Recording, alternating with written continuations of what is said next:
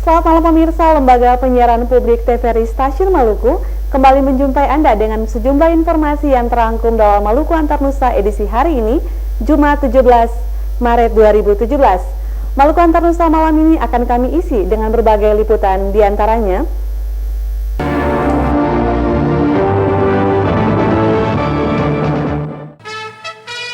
Pengadilan Tipikor Ambon menyidangkan kasus dugaan korupsi dana bantuan tak terduga di Dinas Pendapatan, Pengelolaan dan Aset Daerah Kabupaten Seram Bagian Barat dengan terdakwa Ronald Rumalatu.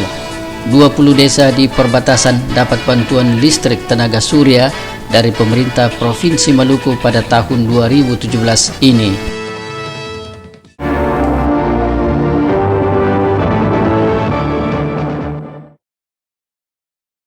Itulah cuplikan berita utama yang akan mengisi Maluku Antar Nusa malam ini. Di samping berita lain yang dihimpun tim redaksi kami, saya Dewi Olivia Tanah Hitumesing akan menyampaikan berita selengkapnya untuk Anda.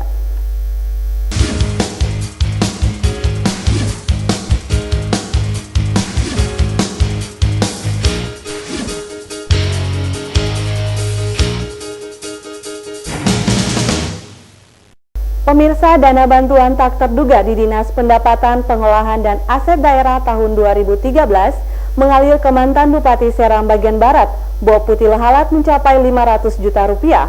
Hal itu terungkap dalam sidang lanjutan kasus korupsi dana BTT dengan terdakwa mantan Kepala Dinas PPKA Ronald Rumalatu Jumat pagi.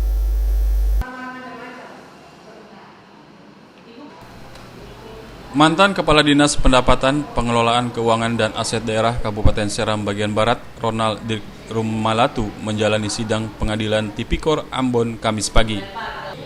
Sidang kali ini mendengarkan keterangan 4 orang saksi, satu diantaranya Berta Persauli Rumalatu yang adalah istri dari terdakwa.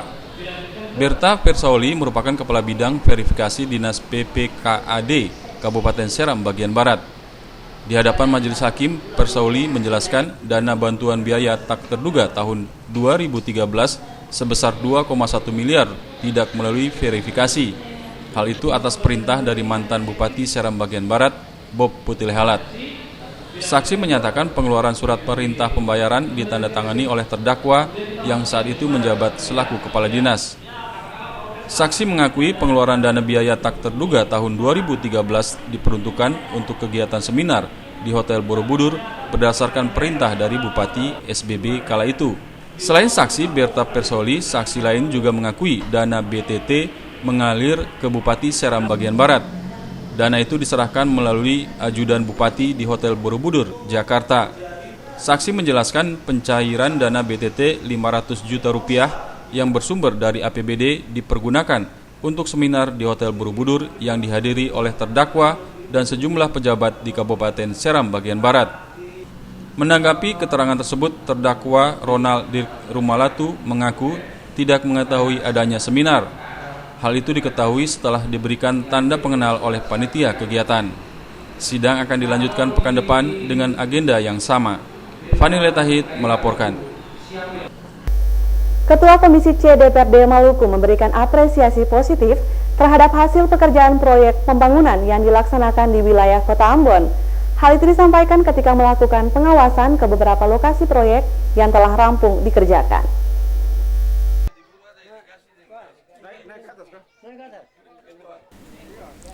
Komisi C DPRD Provinsi Maluku dalam fungsi pengawasannya Selasa kemarin melakukan peninjauan langsung pada beberapa proyek fisik tahun anggaran 2016 yang telah rampung dikerjakan. Proyek tersebut diantaranya pembangunan sarana dan prasarana air baku di 15 titik yang tersebar di wilayah Desa Weheru dengan menelan anggaran 3,8 miliar rupiah, serta pembangunan jalan lingkungan dan drainase sepanjang 1,2 km di Desa Tawiri yang menghabiskan anggaran 1,2 miliar rupiah. Di Desa Tawiri ini, masyarakat setempat menginginkan agar segera dibangun jembatan sungai untuk memperlancar akses transportasi menuju Kota Ambon. Ketua dan anggota Komisi C DPRD Provinsi Maluku berkesempatan juga melihat langsung hasil pekerjaan talut pengaman pantai sepanjang 465 meter yang menggunakan buis beton di Desa Laha dan Hatu.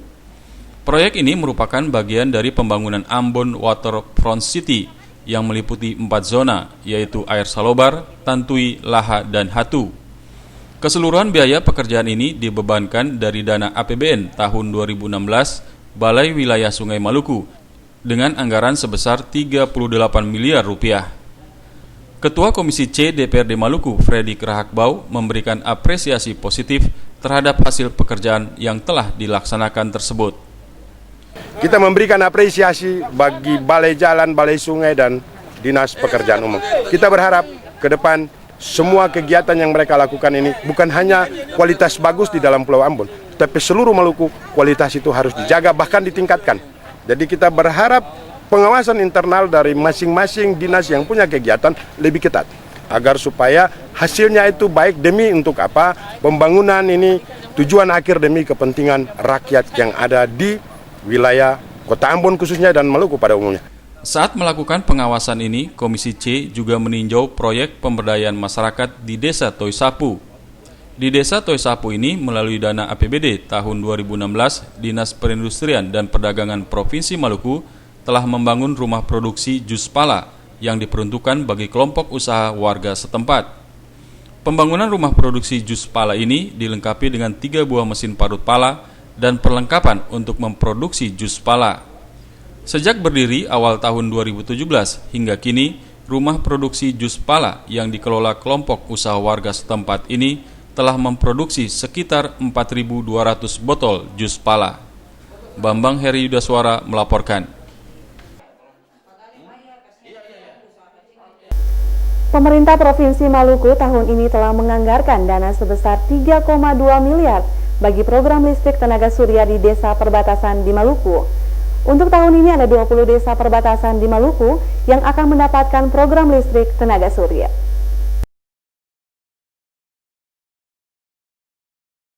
Pemerintah Provinsi Maluku kini terus berupaya untuk mengatasi permasalahan kelistrikan yang dialami masyarakat di daerah ini.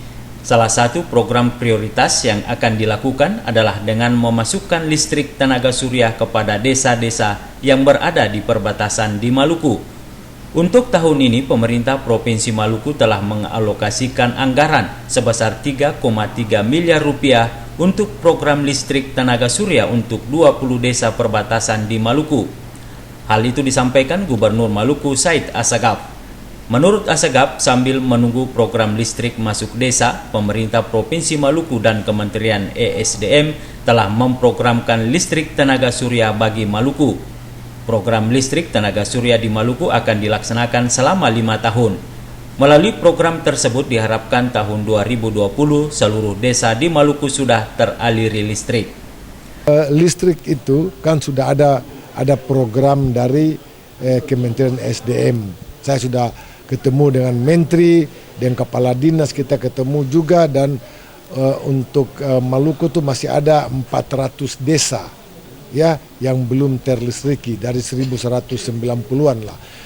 Menteri waktu itu Pak Gubernur dengan Indonesia Terang ya, di samping kita tunggu program listrik masuk desa PLN, saya akan gunakan dulu listrik tenaga surya. Dan itu saya sudah programkan dalam 5 tahun semua desa-desa di Maluku harus terang. Saat ini di Maluku terdapat kurang lebih 1190 desa. Dari jumlah tersebut masih terdapat 400 desa yang belum memiliki listrik. Sebagian besar desa yang belum memiliki listrik tersebut berada di daerah perbatasan dan terluar seperti Maluku Barat Daya, Maluku Tenggara Barat, dan Kepulauan Aru. Frida Raiman Hamzah melaporkan.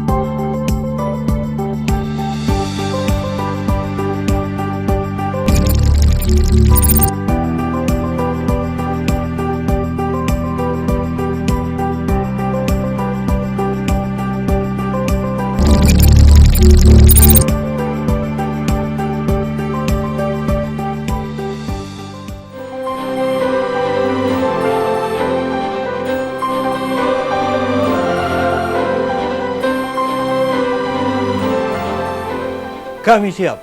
Kami siap. Kami siap. Kami siap. Kami siap. Kami siap. Melalui momentum HUT ke-24 TVRI Maluku, kami tingkatkan pelayanan kepada masyarakat Maluku dengan meningkatkan penyiaran melalui saluran digital 8-10 jam per hari. Siaran digital merupakan pengembangan dari siaran live streaming yang sudah dilakukan sejak Oktober 2016 yang lalu. Live streaming merupakan solusi terbaik untuk memberikan pelayanan kepada masyarakat Maluku yang berada di belahan dunia manapun. Karena dengan kemajuan teknologi informasi sekarang memungkinkan dunia dalam genggaman.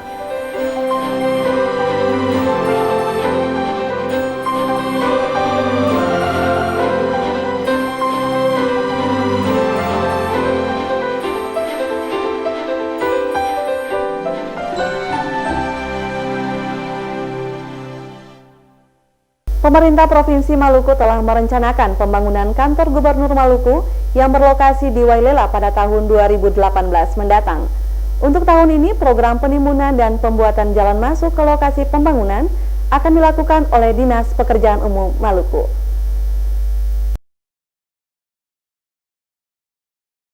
Pembangunan kantor Gubernur Maluku yang baru tahun ini akan diawali dengan pembukaan jalan menuju lokasi.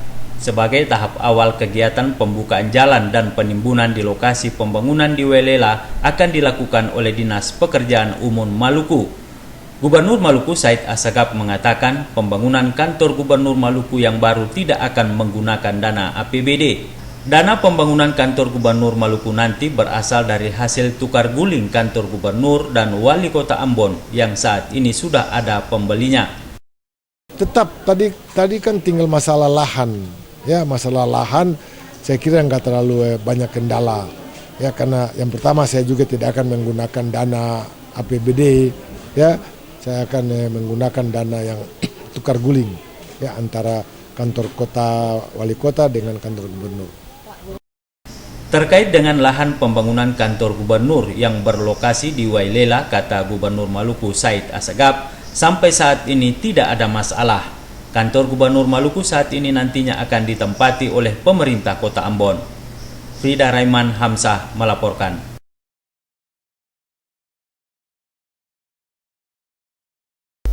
Jumlah nilai penyertaan harta yang disampaikan wajib pajak di kantor pajak Pratama KPP Ambon pada program amnesti pajak melampaui target 159 miliar. Penyertaan atau deklarasi harta wajib pajak di KPP Ambon mencapai 201 miliar. Selama 8 bulan pemberlakuan amnesti pajak, total deklarasi atau penyertaan harta wajib pajak yang disampaikan pada kantor pajak Pratama Ambon sejumlah 201 miliar.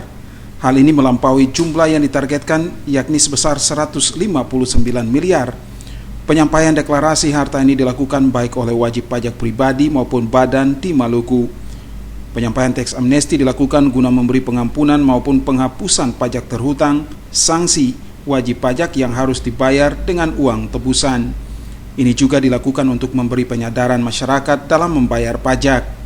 Hal ini diakui Kepala Badan Pajak Pratama, Lamasikamba di Ambon.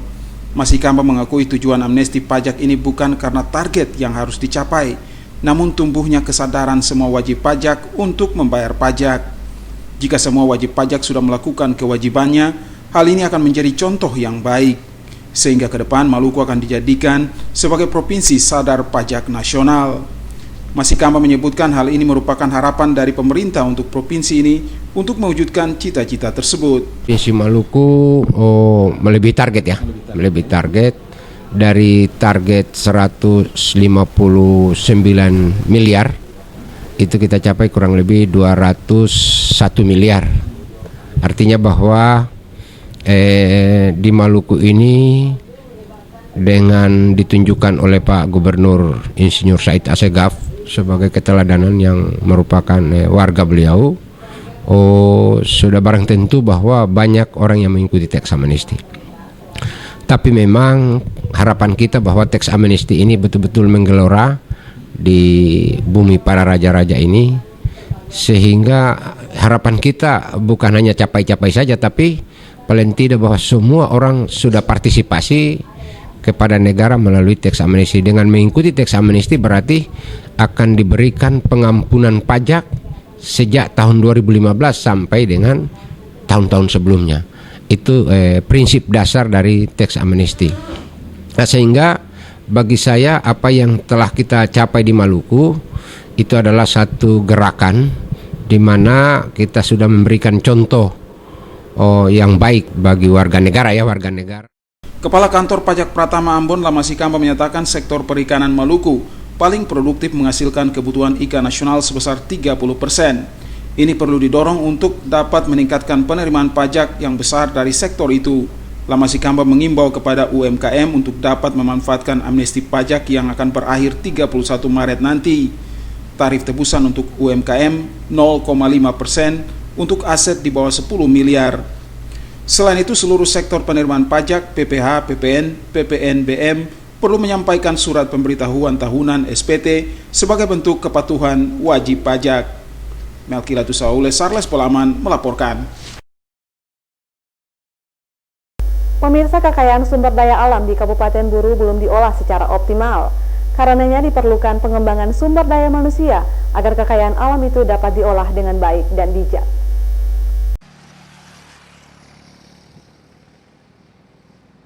Hal ini disampaikan Asisten 2 Sekda Buru Masri saat memberikan pembekalan bagi 156 mahasiswa Universitas Ikra Buru atau Unikbu yang akan mengikuti kuliah kerja nyata di 3 kecamatan di kabupaten tersebut. Masri menilai Universitas Ikra Buru yang merupakan satu-satunya perguruan tinggi di Kabupaten Buru berperan penting untuk mencetak sumber daya manusia yang berkualitas agar kelak mampu mengolah sumber daya alamnya secara optimal. Dirinya berharap agar program pemerintah juga merupakan bagian dari prioritas mahasiswa dalam mensosialisasikan pentingnya pendidikan, kesehatan, serta pengelolaan kekayaan alam. Rektor Universitas Ikra Buru Muhammad Mukadar mengatakan, potensi alam ini perlu diimbangi dengan sumber daya manusia yang berkualitas dan sesuai disiplin ilmu yang dimiliki. Mahasiswa dari 8 fakultas yang diterjunkan di 3 kecamatan di Kabupaten Buru, yaitu Namlea, Liliali, dan Waipau, harus aktif serta kreatif memberikan manfaat bagi masyarakat. Fakultas-fakultas ini akan melakukan proses KKN dalam pembinaan masyarakat selinear dengan konsentrasi keilmuan. Jadi ketika disebar di 3 kecamatan di Kabupaten Buru ini, maka mahasiswa Fakultas Perikanan sudah tentu akan memberikan arahan-arahan dan bimbingan-bimbingan ke masyarakat terkait dengan budidaya perikanan.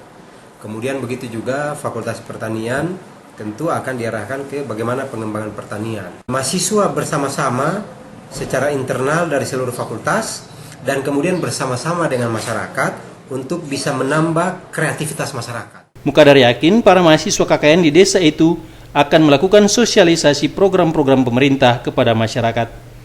Dari Namlea, Eren Stasi Jawa melaporkan. Isu lingkungan hidup dan sosial masih akan menjadi pergumulan Gereja Protestan Maluku Klasis Kota Ambon dalam 1 tahun pelayanan ke depan.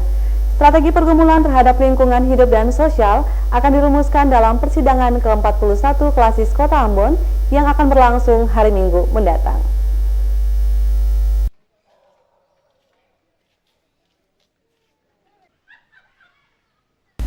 Dalam beberapa tahun terakhir, Gereja Protestan Maluku memberikan perhatian serius terhadap masalah lingkungan hidup dan lingkungan sosial. Perhatian terhadap 2 masalah tersebut masih akan digumuli dalam tahun pelayanan 2017 ini. Gereja Protestan Maluku akan berupaya mewujudkan kehidupan yang harmonis antara manusia dengan alam dan lingkungan sosial di lokasi pelayanan. Dalam persidangan ke-41 Klasis Kota Ambon yang akan berlangsung tanggal 19 Maret di Jemaat Peniel Batu Gajah Lusa, berbagai bentuk strategi pelayanan untuk meningkatkan kualitas iman, kualitas hidup umat, dan kualitas lingkungan akan dirumuskan oleh para peserta dari 20 jemaat di lingkup Klasis Kota Ambon. Ketua Klasis Kota Ambon, Pendeta NJ Rutu Malesi, kepada TVRI mengatakan masalah lingkungan hidup dan lingkungan sosial menjadi tantangan gereja saat ini. Gereja, kata Ketua Klasis, akan mengambil peran bersama dengan pemerintah untuk mewujudkan kualitas masyarakat Kota Ambon dalam lingkungan yang bersih dan nyaman. Jadi saya kira ini bukan isu berbeda sebetulnya. isu teologis dari seluruh perjalanan pelayanan kita untuk tahun 2016 sampai 2020. Jadi isu ini, lingkungan dan keadilan sosial, ini bisa diterjemahkan beragam tergantung lokus pelayanan masing-masing. Kalau kita di Kota Ambon, itu amatan kita mungkin berbeda dengan teman-teman di Wetal misalnya, teman-teman yang ada di SPB misalnya, karena titik bidik pelayanan kita pasti berbeda. Sementara peran gereja dalam mewujudkan kehidupan masyarakat pluralisme, Ketua Klasis mengatakan hal itu akan dilakukan secara bersama-sama dengan umat lainnya. Gereja akan terus membangun komunikasi dengan umat lainnya untuk menciptakan masyarakat Kota Ambon yang aman, damai dan sejahtera dalam hubungan kebinekaan.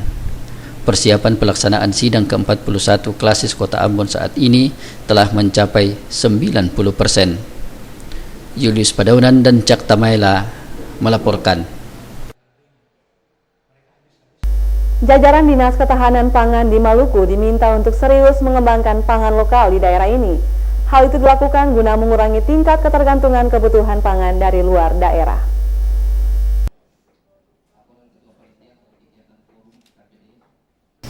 Permintaan itu disampaikan Kepala Dinas Ketahanan Pangan Maluku Dek Sangaji saat membuka forum SKPD Dinas Ketahanan Pangan Maluku kemarin.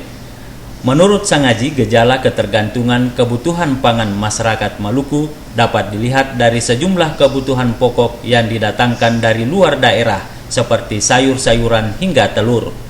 Apabila hal itu tidak diantisipasi dengan mengembangkan pangan lokal, maka diprediksi 20 tahun ke depan Maluku akan menjadi daerah yang memiliki ketergantungan yang sangat besar terhadap kebutuhan pokok yang didatangkan dari luar daerah seperti Sulawesi dan Surabaya.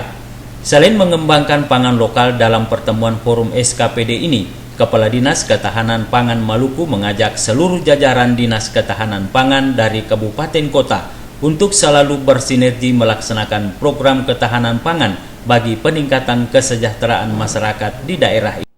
Jadi kita sudah mulai menghadirkan pangan yang sehat ya untuk masyarakat ya, karena memang kita harus menjaga ya, jangan sampai asupan pangan yang di masyarakat itu mengandung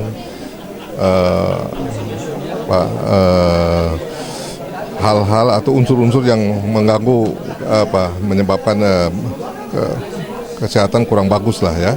Nah, dalam hal ini kita juga akan coba untuk mengembangkan bisnis daerah-daerah yang mempunyai kabupaten, yang mempunyai kawasan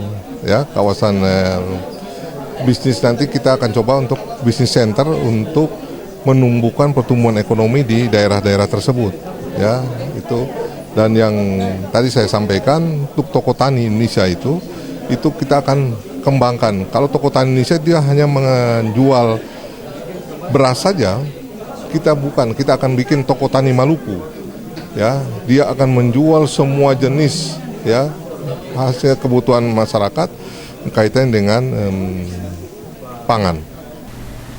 Selain melaksanakan forum SKPD pada kesempatan ini, jajaran Dinas Ketahanan Pangan Provinsi Kabupaten Kota di Maluku juga melaksanakan kegiatan evaluasi program ketahanan pangan tahun 2016. Melalui kegiatan evaluasi ini diharapkan berbagai permasalahan yang dihadapi terkait dengan program pengembangan ketahanan pangan di Maluku dapat diatasi dengan melakukan terobosan penyempurnaan program ketahanan pangan yang berbasis pangan lokal di Maluku. Forum SKPD dan evaluasi program Dinas Ketahanan Pangan Maluku ini dijadwalkan akan berlangsung selama 2 hari. Frida Raiman Hamzah melaporkan. Pemirsa, Kepala Seksi Bimbingan Masyarakat Islam Kementerian Agama Kota Ambon, Hussein Sairi meresmikan dan melantik pengurus Majelis Taklim Darul Hikmah masa bakti 2017-2019. Peresmian dan pelantikan badan pengurus yang baru ini diharapkan dapat membawa manfaat positif bagi sesama anggota pengurus dan masyarakat lainnya.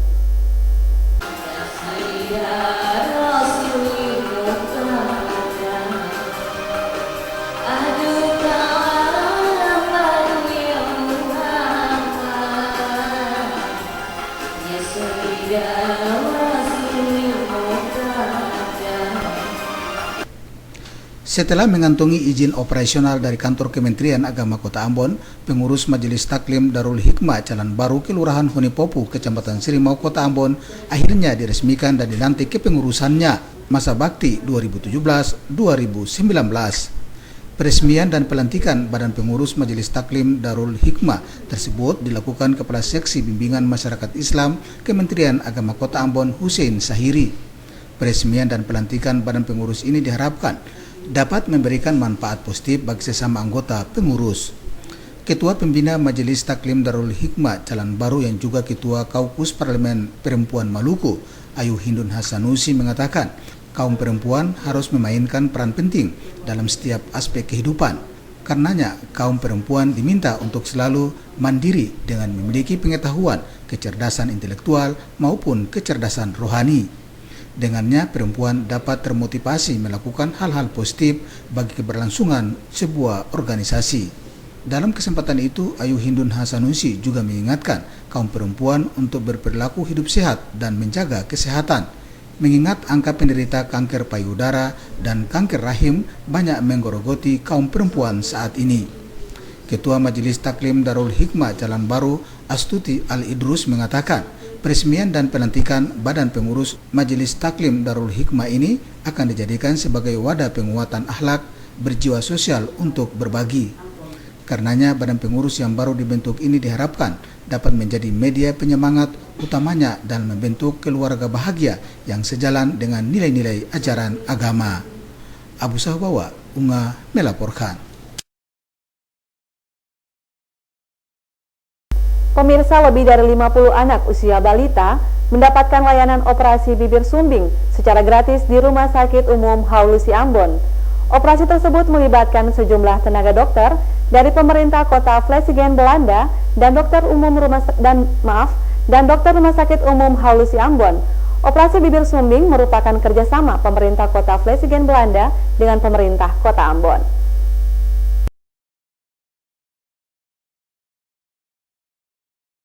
Kerjasama pemerintah kota Vlissingen Belanda dengan pemerintah kota Ambon di bidang kesehatan dari tahun ke tahun terus dilakukan. Hal ini dilaksanakan untuk memenuhi derajat kesehatan bagi masyarakat di kota Ambon, khususnya bagi anak balita usia 4 hingga 5 tahun bagi penderita bibir sumbing. Tercatat pasien yang menjalani operasi bibir sumbing dan penyakit langit-langit serta luka bakar berjumlah lebih dari 50 anak. Operasi tersebut dilakukan sejak 2 hari lalu dengan melibatkan tenaga dokter dari pemerintah Vlissingen Belanda dan dokter Rumah Sakit Umum Dr. Haulusi Ambon.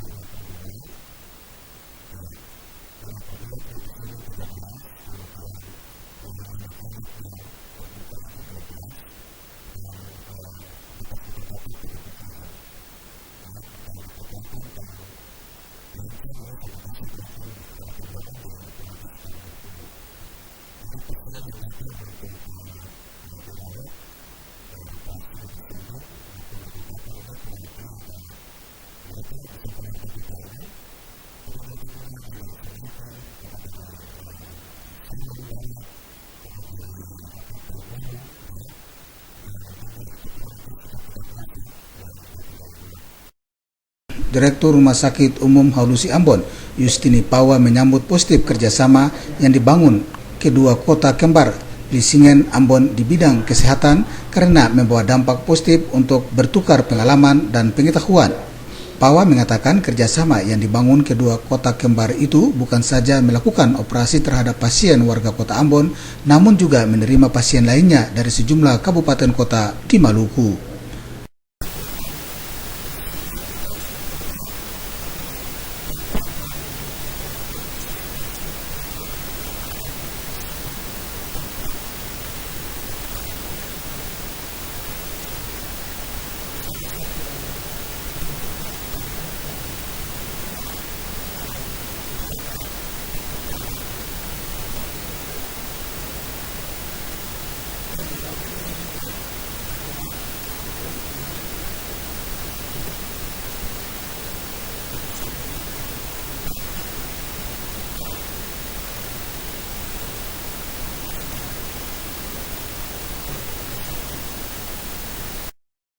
Abu Sahbawa, Unga melaporkan.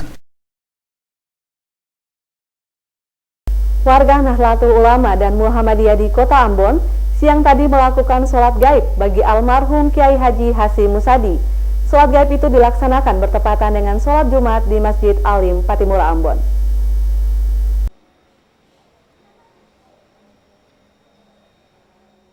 Kabar duka meninggalnya anggota Dewan Pertimbangan Presiden yang juga mantan Ketua Umum PB Nahdlatul Ulama Kiai Haji Hasyim Muzadi Kamis 16 Maret 2017 kemarin membuat segenap umat muslim di daerah ini termasuk keluarga besar Nahdliyin dan Muhammadiyah Ambon Maluku larut dalam duka yang mendalam.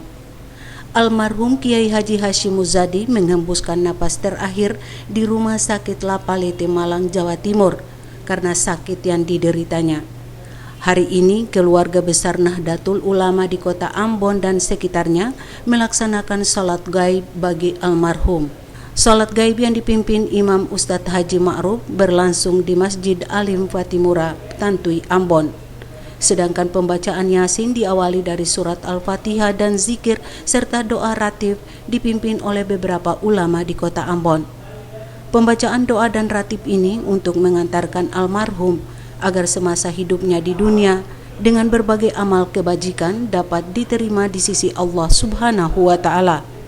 Salah seorang pengurus Nahdlatul Ulama Kota Ambon, Haji Husain Sahiri, mengatakan Indonesia kehilangan salah satu tokoh besar pemersatu bangsa dengan berpulangnya mantan Ketua Umum PBNU Hasyim Muzadi. Doa berdatangan dari umat Islam termasuk di Ambon, Maluku, serta keluarga besar Nahdlatul Ulama dan Muhammadiyah bagi almarhum. Doa itu merupakan ungkapan berlangsungkawa yang tulus dan ikhlas. Semoga almarhum diterima di sisi Allah Subhanahu wa Ta'ala. Rahmalatul Konsina, Junaidi Asril melaporkan.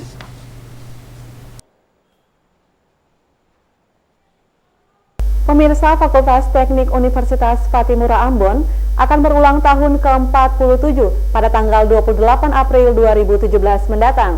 Hari ini bertempat di kampus Fakultas Teknik Unpati, dilakukan pencanangan Dies Natalis ke-47 Fakultas Teknik oleh Dekan Fakultas Teknik Unpati, Daud Lela.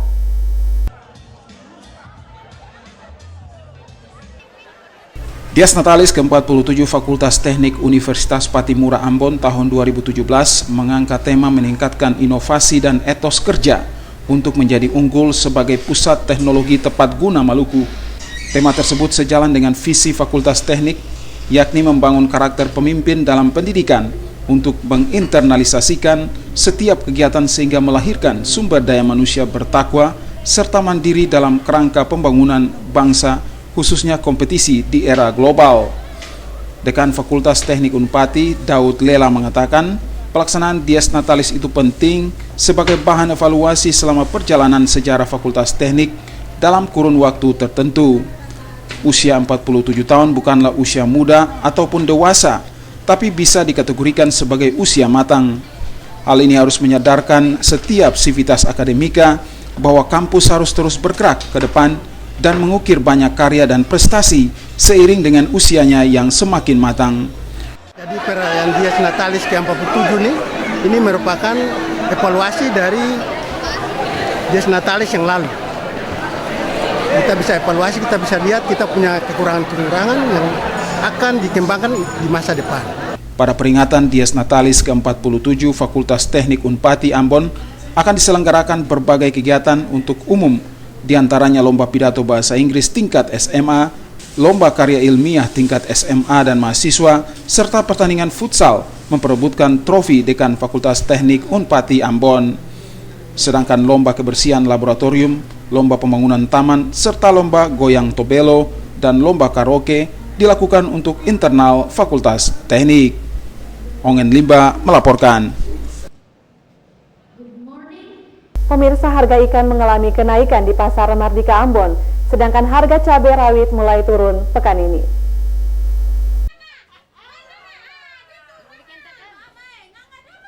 Selama kurang lebih seminggu, harga ikan kawalinya dan momar bervariasi. Sebelumnya, ikan momar dijual dengan harga Rp650.000 per loyang. Hari ini momar dijual dengan harga Rp700.000 per loyang, sedangkan ikan kawalinya naik dari Rp800.000 menjadi Rp900.000 per loyang. Sumi pedagang ikan di pasar Cokro menuturkan harga ikan selama 2 hari ini memang naik bervariasi. Kenaikan itu diakibatkan pasokan dari nelayan yang juga menurun.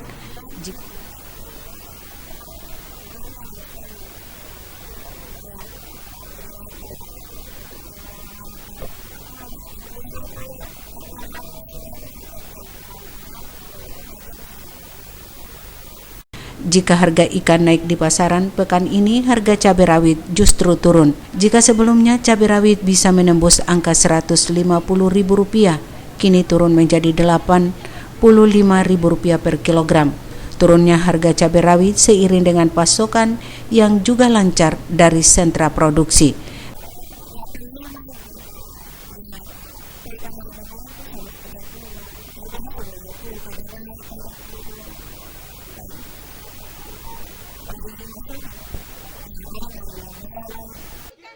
Rahmalatu Konsina dan Junaidi Asril melaporkan.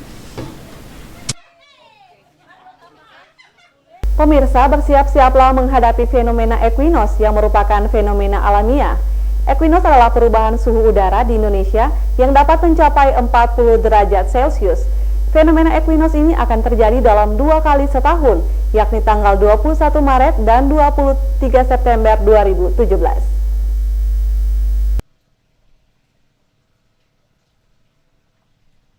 Ekuinoks adalah salah satu fenomena astronom di mana matahari melintasi khatulistiwa dan secara periodik berlangsung 2 kali dalam setahun, yakni tanggal 21 Maret dan 23 September. Fenomena tersebut tidak terlalu mengakibatkan peningkatan suhu udara secara drastis, di mana rata-rata suhu maksimal di wilayah Indonesia bisa mencapai 32 hingga 36 derajat Celcius. Ekuinoks bukan merupakan fenomena seperti gelombang panas yang terjadi di Afrika dan Timur Tengah yang dapat mengakibatkan peningkatan suhu udara secara besar dan bertahan lama. Kepala BMKG Stasiun Geofisika Ambon, Abraham F. Mustamu menghimbau masyarakat untuk tidak perlu mengkhawatirkan dampak ekuinoks seperti kabar yang tersebar saat ini. Secara umum kondisi cuaca di Indonesia cenderung masih lembab basah dengan suhu mencapai 32 hingga 36 derajat Celcius. Beberapa wilayah di Indonesia saat ini sedang memasuki periode transisi pancaroba. Jadi masyarakat di Maluku tak perlu khawatir dengan isu-isu yang menimbulkan kepanikan dan melakukan tindakan-tindakan yang tidak perlu.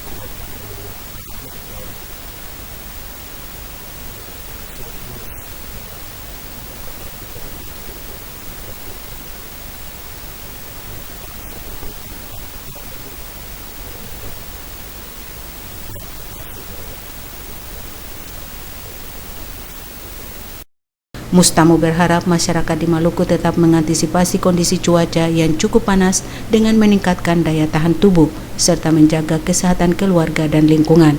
Rahmalatu Konsina dan Junaidi Asril melaporkan. Asosiasi Perahu Layar Dina Beach, Darwin, Australia bersama komunitas layar Amahusu, ACC akan menggelar lomba layar internasional setara Darwin Ambon Yacht Stretch tahun ini. ACC berkeinginan lomba layar tersebut dapat diikuti peserta lokal.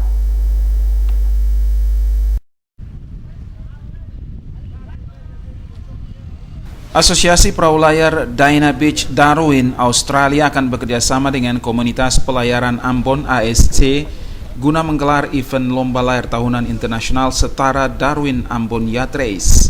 Hal ini menjadi impian dari warga negeri Amausu yang lebih dari 2 dekade menjadi venue atau lokasi finish lomba layar internasional itu. Koordinator Amausu Sailing Community ASC Niko Tulalesi menyatakan penyelenggaraan event ini lebih memperkuat program Sister City antara Ambon dan Darwin. ASC berkeinginan lomba layar yang rencananya dimulai 5 Agustus tidak hanya memberi manfaat bagi peserta, namun bagi warga negeri Amausu sebagai lokasi finish lomba itu. Untuk itu pada lomba layar ini akan melibatkan peserta layar lokal dari desa Amausu. Ini memang mimpi yang lama ya, mimpi yang lama dari keturunan semua orang muda di Ambon untuk bisa terlibat juga jadi peserta.